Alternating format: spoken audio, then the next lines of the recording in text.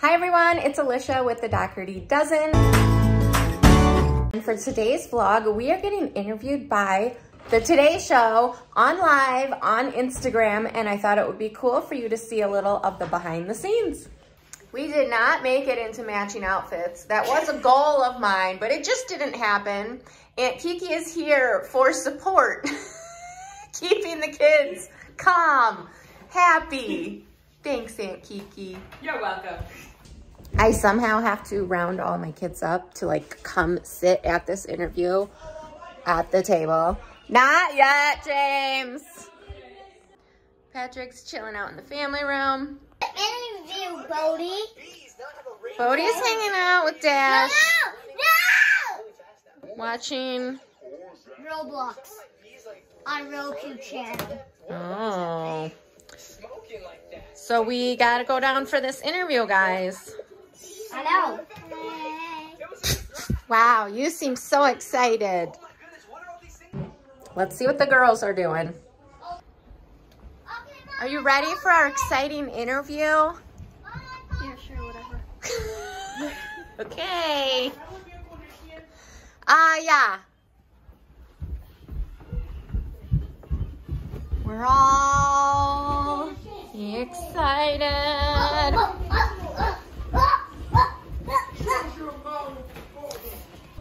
Unfortunately, Alex and Josh are not here. They're at a track meet. So it's me, Aunt Kirsten, and 11 of the 12 kids. Okay. They're going to be... To be on. I feel like we're, how do I am I freezing a little bit? West to be on. How do So I... maybe I could request them. Oh yeah, there we go. We did it! I can't believe we did it. That was shocking. Hello! I'm Jill. I'm Alicia. Hi, Alicia. Oh my goodness, who's this? This is Harley. Hi, Harley. Yay. Harley, I love your pigtails. Do you think I could do pigtails? Yeah. Wait, tell me how to do it. Just take like this? Yeah. Is that good? Do I look like you? I don't look as good as you. It's a pigtails. The pigtails, I know. Do you think am I too old for pigtails? Yeah. How old do you think I am? Glitter. Little. She looks Little? young. Do I look young? I have blonde hair like you, right? Yeah. I have blue eyes like you too. Yeah. Well, thank you. She so just much likes to look at herself.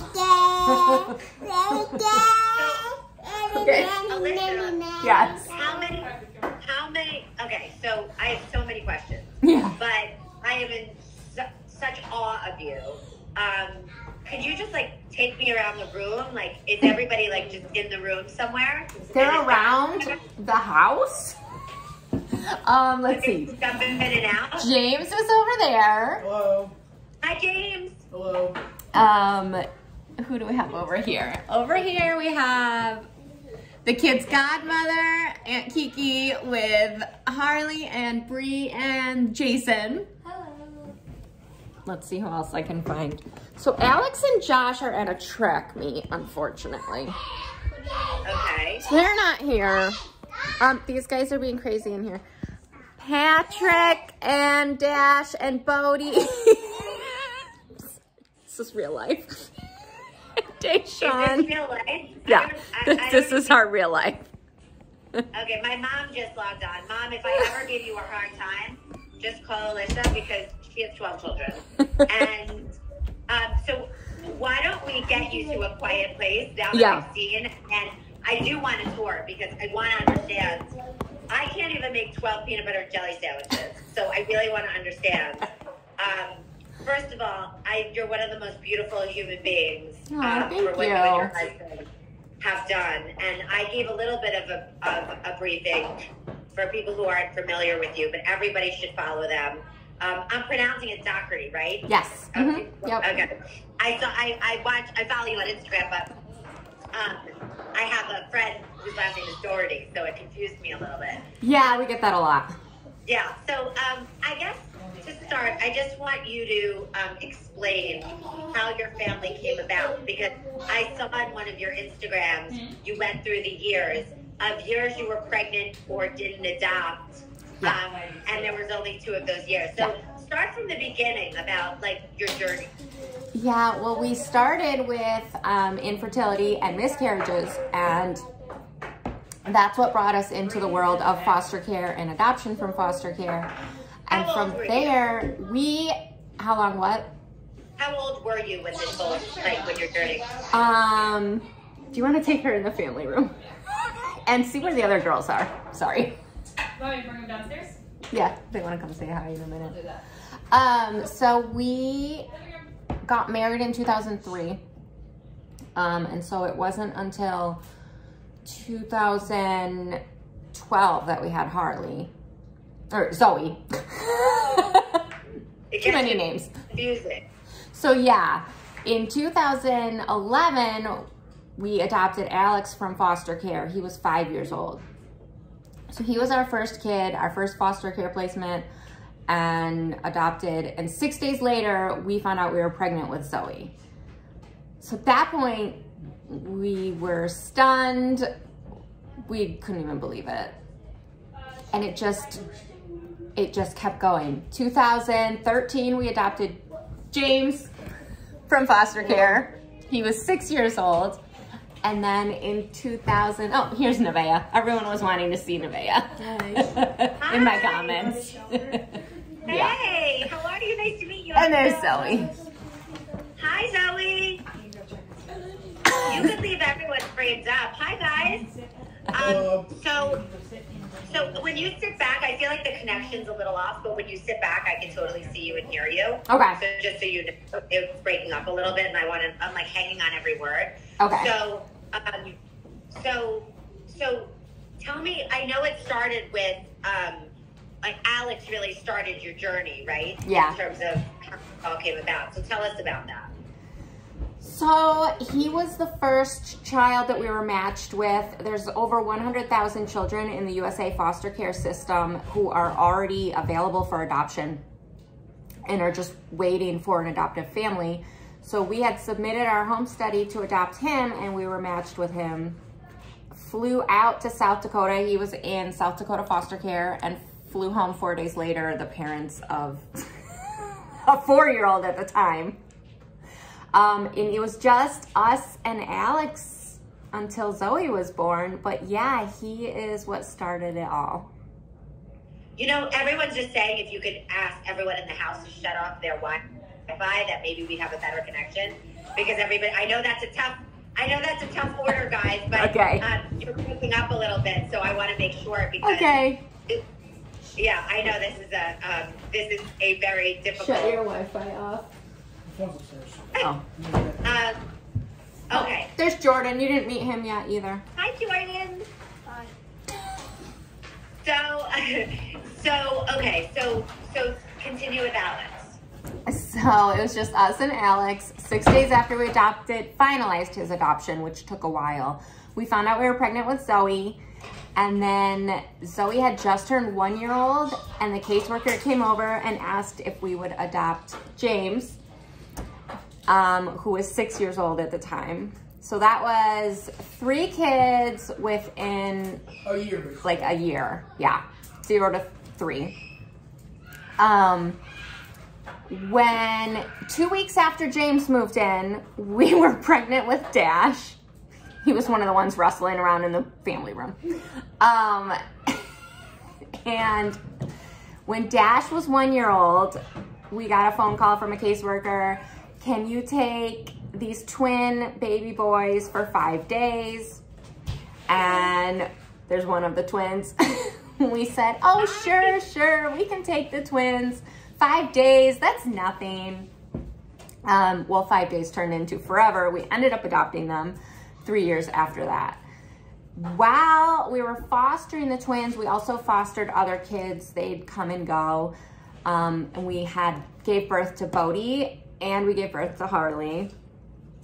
So it was just, we were constantly pregnant and adopting, and it's just I don't know, it was not planned. We did not plan on a big family. It just happened. When Harley was Harley 1? I'm trying to think. Harley was still a baby. When I was at our adoption agency, we found out about a sibling group in a residential treatment facility that they were gonna split up because they weren't having success finding them an adoptive family. And I already had 8 kids. I was already doing this every single day. So I said, just bring them over. They'll be fine. Just please don't split them up. I didn't want to see the sibling group split up. It happens so much in foster care and it's not fair to these kids. So in moved Bree and Patrick that we adopted in November. Here's Breezy D. In November 2019. She was 8 at the time and Patrick was 11 years old at the time. And that has been our life for the past, 3 years? 4, thank you. Since 2019. Oh, yeah, Just having fun. And oh, here's Patrick, Bree's biological brother that we adopted. Hi, Patrick. With Santa shirt on. I love your shirt. Thank that you. was one of my favorite movies Mine of all too. time. Ours You? too. And Oh, look how cute they are. yeah, just recently we had 2 bonus kids move in. They're here as long as they need to be, Nevaeh and Deshawn. They are also biological brother and sister. And yeah, now that's 12 kids all of a sudden. So, wow. How incredible that your heart is so big that you're able to open it up in a way to love all these children. I mean, did you come from a big family? How did you? I did not. Neither of us came from a big family. I really just think that going through the infertility and the miscarriages was in a weird way preparing us for this life of parenting so many children, because we come to the aspect of parenting with such a different mindset than a lot of people do. Like, it's a privilege to us to be parents. Even like the minuscule mundane tasks, like those are a privilege. There was 9 years where that was all we wanted to do. And now we're living it. So we're just thankful, honestly. I mean, how is every day? I mean, you literally have makeup on and look beautiful and earrings and a shirt. You are, somebody just wrote you're a superhero. How, I guess maybe, do any of the kids want to weigh in on how you do it? I mean, I don't know if you get accolades every day, but how do you do it? James, how do I do it? Oh, 15 pots of coffee every day. Yeah, 15 pots of coffee. That's what he said. Yep. Is that what you said? Tell me what it's like living in the house. Crazy. A lot. Fun, though. Happy? Yeah. And tell me what Alicia's like. Nice, caring, kind, and probably one of the most hardworking people ever. Wow, it must be so nice to hear. Yeah. I mean, I know how hard you work. So, how did this all come about? First of all, I know that there was a quote that you told People magazine. We became known as the parents who could handle the difficult behaviors. Tell me about that. Yeah, I think that what phases a lot of people just doesn't phase us. I grew up with a brother with bipolar disorder, so I'm just used to a lot of the behaviors that some of our kids have. It's just, we don't get stressed out about it like I think maybe other people would. We just let things slide. We try and find the humor in situations, and that gets us through a lot of things. Like, if you, like, my prime example. So our adopted twins are born the same year as our biological son. We call them the triplets. Dash, Jason, Jordan. I'll never forget, like, we had a caseworker coming over and the triplets took 3 dozen eggs and threw them all over and smashed them all over the room. Like, I could have cried, or I could have just like laughed it off. And so we just, what are you gonna do? Like, why get stressed out and cry? Like, just, it happened. Just let it roll. It's funny. So, I mean, I think that's what a beautiful lesson. I mean, but like logistically, do you have help? How does it work? We run a very predictable schedule and routine.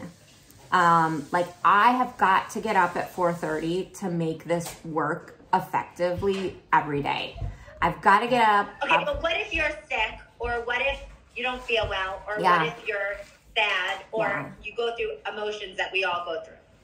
I mean, I do have a day here or there, and my husband and the older ones are, you know, everybody says, oh, you do too much for them, you do too much for them. But those days show me that they reciprocate, because they see mom's sick in bed. Like, my teens will step up to the plate and make dinner and get everything ready and clean it up and clean the house. And I don't ask them to do that ever. Like, they just do it because they know that I need the help in that moment. So do you feel like what are the themes of your house if you had to give words? Like grateful, happy, laughter, like what? Definitely loud. It's literally inconceivable to me, and to so many people who are just learning about your family, how you could possibly manage. Yeah, it's loud, but it's chaotic, but it's a happy, fun, like, it's just a happy, fun energy. Yeah, I don't know. How would you describe it, James?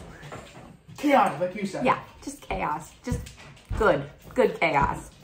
Yes. Yeah. So when did you decide good chaos, organized chaos, which is what struck me the most when I was going through all your Instagrams was how you prepare meals.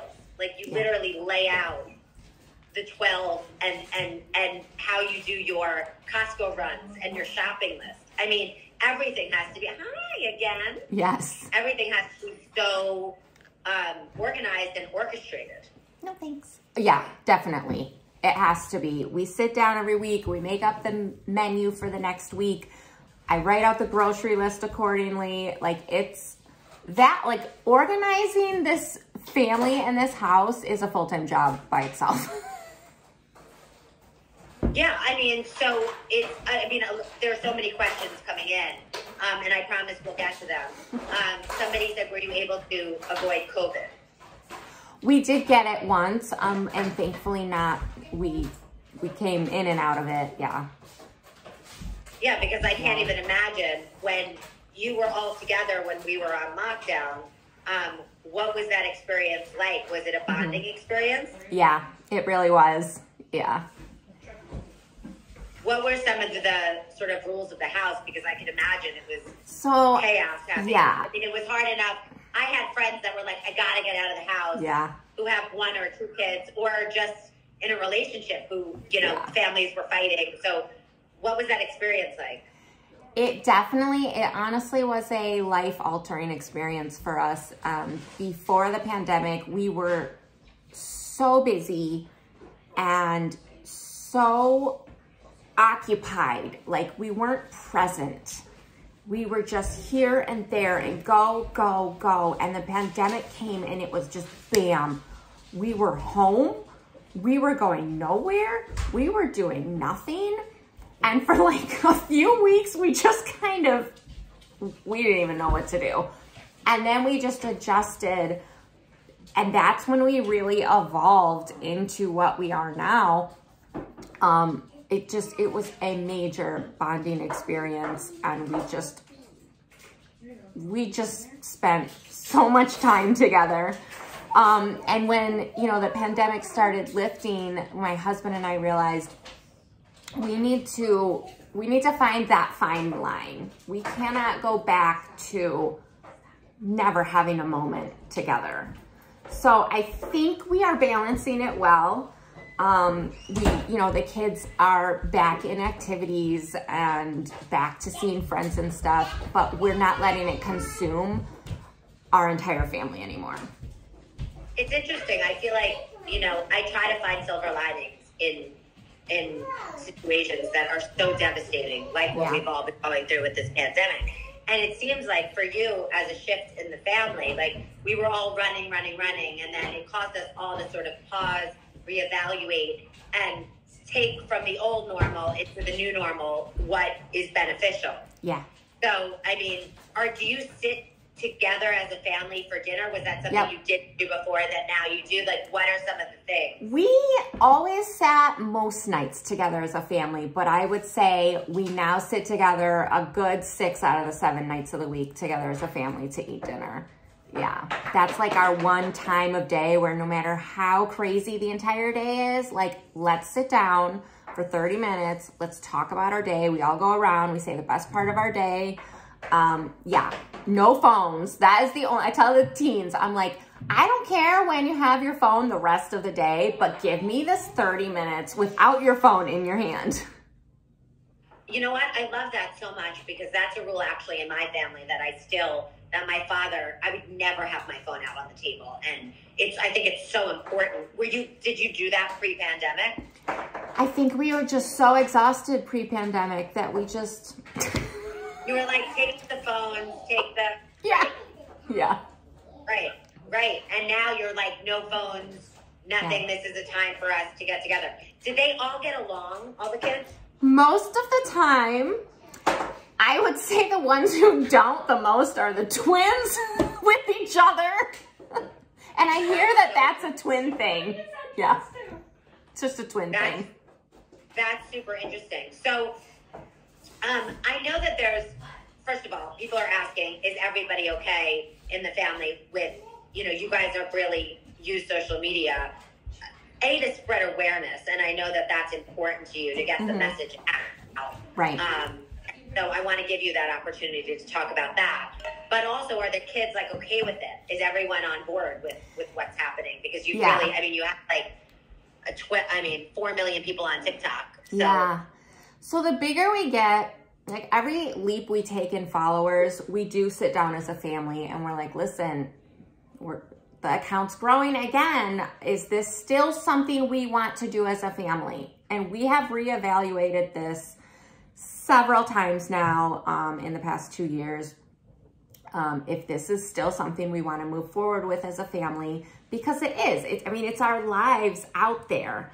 And you have to learn to ignore the negative and only focus on the positive. And the bottom line of why we started this was to get the message out about adoption from foster care and the need for more foster homes in our country. And we always say, all of us, like the teens, my husband, even the middle-aged kids, well, we're still getting that message out there. We still have people writing to us every day saying, I became a foster parent because of you.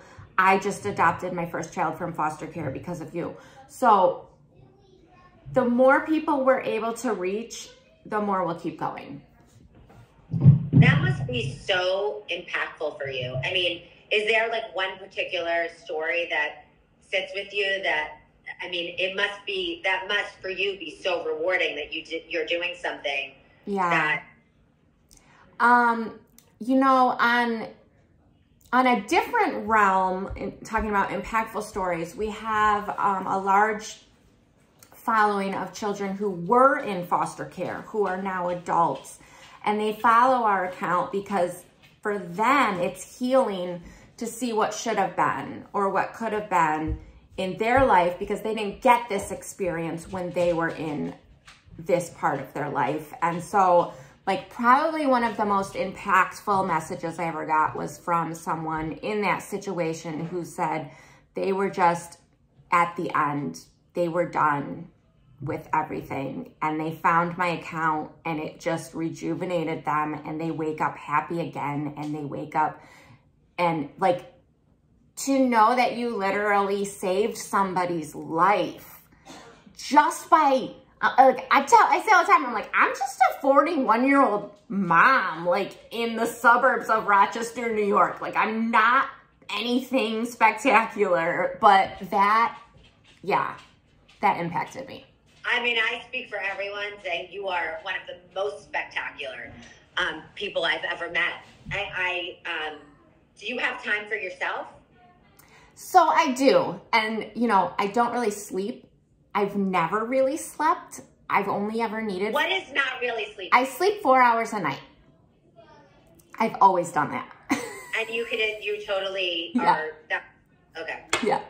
So I do have time for myself because the kids go to bed and I go to bed after them and I wake up before them.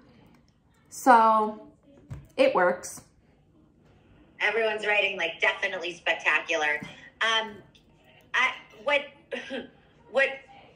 What inspires me to say whenever I'm busy, like, you know, I think a lot of people will say this, like they'll look at you and just be like, I can never say I'm busy. But can you show us like the refrigerator or something that epitomizes, like, I watch that sandwich video. If you have 2 million views, they're all of me because I can't get over. Like, can you show me around about Sure.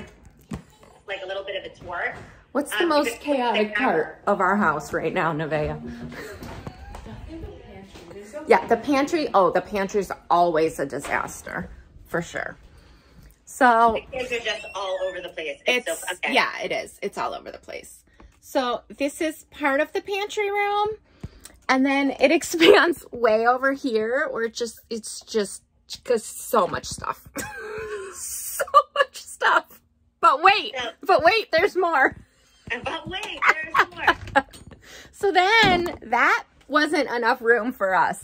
So we put in shelves out here for more food in the garage and 3 more fridges and a deep freezer.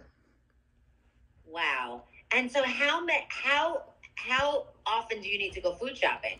So I do a major haul every week, once a week, which is usually around $1,000. And then I go midweek for like a restock of fruit, bread, milks, whatever we need, whatever the kids are into. And that's, I would say, $300 for that trip.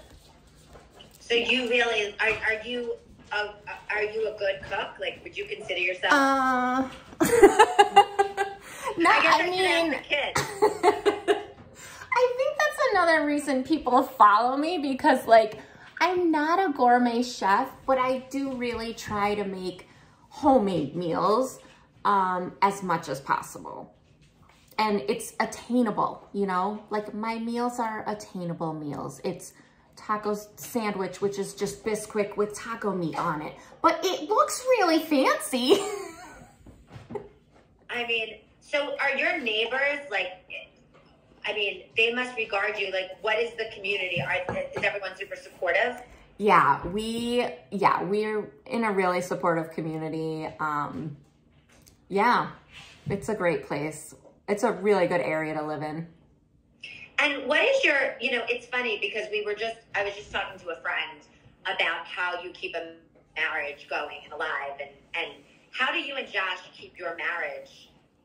You know, people find it hard with one child and managing and driving. How do you keep that spark going? I don't know. We just do. I think a sense of humor helps that aspect of life as well. I would also say, well, he comes home every day on his lunch break. So we get lunch together every day. That helps.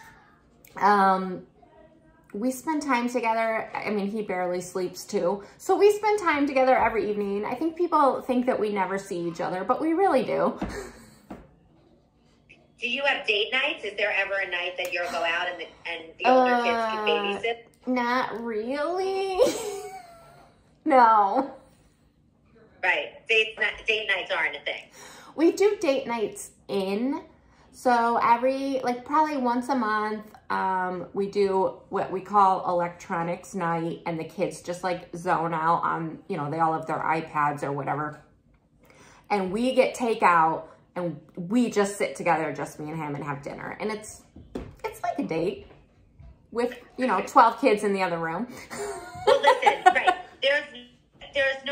There's no rules. So whatever you decide is like what works for you and what you're doing. I mean, you must both it takes a certain personality to be able to handle what the two of you handle. So that's a bond. Yeah. The gift of, somebody just wrote the gift of sacrifice. Yes. Yeah. Yeah, and we're both, you know, our love language is serving. So we serve each other and we serve others, and that's just how we feel loved and give love, and so it works for us. What is your advice to moms who are watching this, who are struggling with one child, or, you know, it's everything is relative, but I know you said a sense of humor, but is there another, like, are there any other, you know, keys that you in your mind go to? Like, what is your is there advice?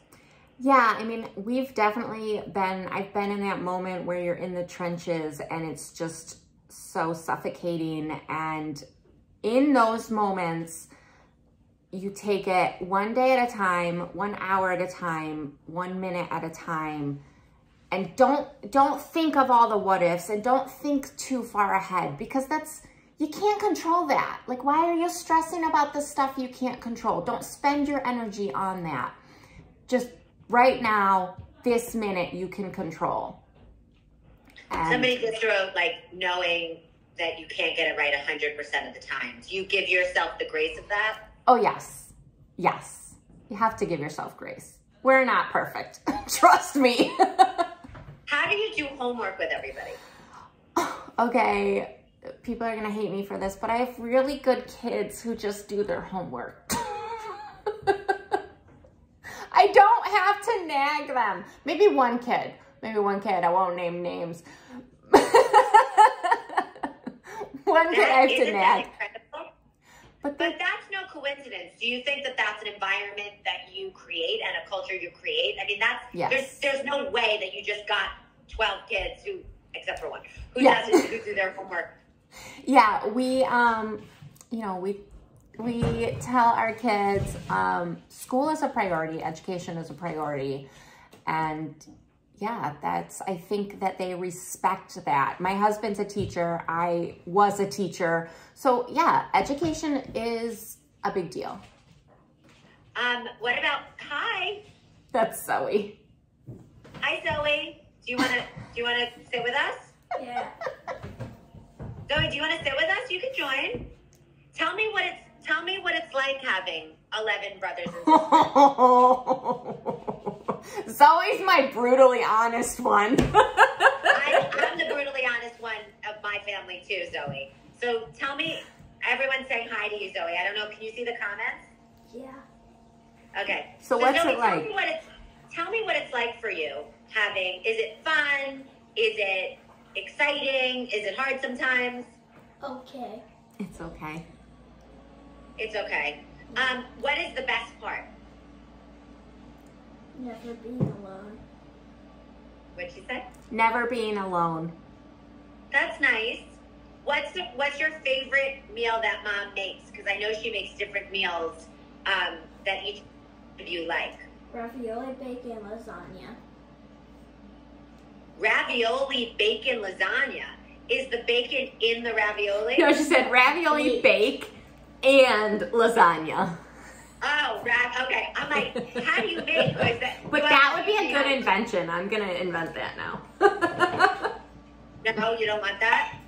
It's going to be weird. No, so, what'd you say? That would be weird. Do they share rooms? Do they share clothing? Like, how does that work? So we have, let's see, Alex has his own room. James and Deshawn share. Bodie, Dash, and Jason share. Zoe is with Harley and Nevaeh.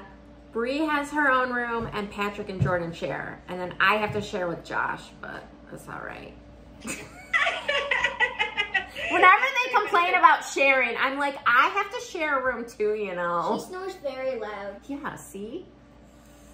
Yeah, is that, so, yeah, Zoe, tell me more. Do you guys watch movies? Do you guys play games? Tell me what it's like. I only grew up with one brother, and we didn't get along when we were younger. Now we're best friends. But tell me, like, what it's like with, who picks the movie? Zoe? Well, we used to have this cup, but we lost it. And now we have fights over which movie we're gonna watch. Always. And what movie do I put on if you guys fight too long? Moana. Every time. If they don't want to watch Moana for the 500th time, they will agree on a movie. I love So Moana. how does that work, Zoe? Like, walk me through that, because that's a constant in my family. That's a constant thing, like the movie. Tell us, teach us. How do you agree on a movie? Dash really likes me. He is clean, so he always agrees with me. And then Harley follows me, but then Bodie's like, Lane McQueen. And then Jason's like, and then Jordan's like, no, football. And then I don't know what Jason says. He just says a random movie every time. And then Patrick is like, SpongeBob. And then Bree's like, Princess Barbie. And I don't know. Mom says. Do you vote, Zoe, or like hands up for? Yeah, they'll vote. Usually. We need to bring the cup system back. We all wrote movies down. We put them in a cup, and then I just pick from the cup, and that's the movie we're watching. Okay, so everybody then gets their movie. Yeah. Hi, Zoe, everyone loves your shirt. And I'm like, that's Yeah. not fair. Yeah, he goes, I'm like, wow, it's not say so. And then I said, that's not fair. This is Bodie. He has autism. And Hi. Holly's like, and What's I on like your shirt? Let me. What's on your shirt? Santa. Santa. We're going with Santa shirt theme. What did he say? Are you talking about Santa Claus, the movie? When he falls off the roof?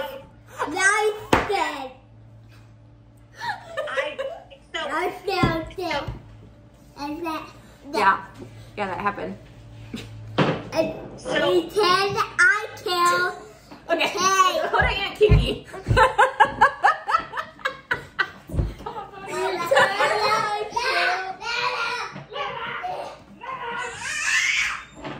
Zoe, are you a good? I know this is your life, so I'm glad I'm seeing it in real time, and everybody else is too. Zoe, are you? You seem to be one of the leaders. So, are you like? Do you take care? Do you help your brothers and sisters? Yeah, I totally do. Tell me how. I climb on top of You are lying right now. She said I climb on top of them. What else? I climb on top of the roof, and then I say, I am Simba, and then I jump in the pool. And then they copy you. Yeah, they copy all your bad influence stuff. We don't have the older kids do a lot of that. I know a lot of big families, the older kids are responsible for the younger kids, but we always say they didn't ask to be in a big family, so we don't put that responsibility on them. So they just do their own thing. They just play. They just are kids. You know, it's so. Do you like being Zoe? Do you like being on Instagram? Do you like being on social media? Some days. Do your Oh, friends- that's what I was like, gonna when say you go to your before. friends- I forgot to answer that before. When you said, how do the kids like being in videos? And so something we do is I always say, like, I'll come up with the idea, like, oh, some dance challenge or whatever comes into my mind. I'm like, this is what we're doing, like this weekend. Stop. I'll be like, this weekend I said, we're doing a pool jump challenge. And I said, like, you guys are in bathing suits. If you don't want to do this, that's okay. And so they choose, like, if they're going to be in that video or not. And a lot of times people will come in the comments, they're like, why isn't Zoe in this video? Or why isn't Bodie in this video? And they get all upset that not every single kid is in every single video. And I'm like, because they didn't want to be, you know? Right, and that's totally fine. Yeah. And she usually bribes Harley's with lollipops. Yeah. Zoe, let me tell you something. Anybody who says that bribes are not used at some point is not telling the truth. We all use bribes at some point when they are It's my needed. best parenting tactic. Fake it start, that's not necessarily a bad thing.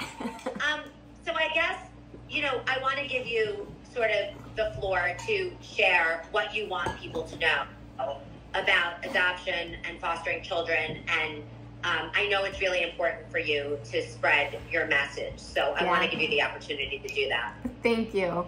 Yeah, there are 125,000, I believe, children in the USA foster care system waiting for an adoptive family. And these kids just need someone willing to give them a chance and look past their past and just be in the present with them. It's worth it.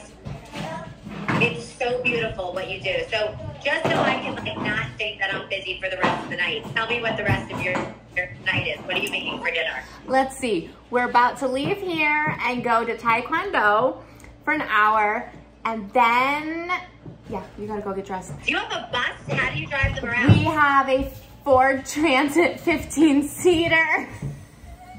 My kids just remembered they gotta get dressed for Taekwondo. We have a Ford Transit 15-seater, and then after Taekwondo, I gotta come home, grill up the cheeseburgers for dinner. It's shower night. The little ones, I only bathe every other night. So yeah, it is a everybody needs to be clean night. So that's an undertaking. Right, showering with hot water is an undertaking. Yes. So that is your night ahead. That's the night, yeah. So I just want to thank you for joining us and for being so inspirational. We use happy hour to sort of look past, you know, what's going on in the world and just to learn about something else or somebody else or the way somebody lives. And I am in awe of you, and thank you for sharing your story and continuing to. You're inspiring, as you see. I mean, love and blessings. Everybody's saying how amazing you are.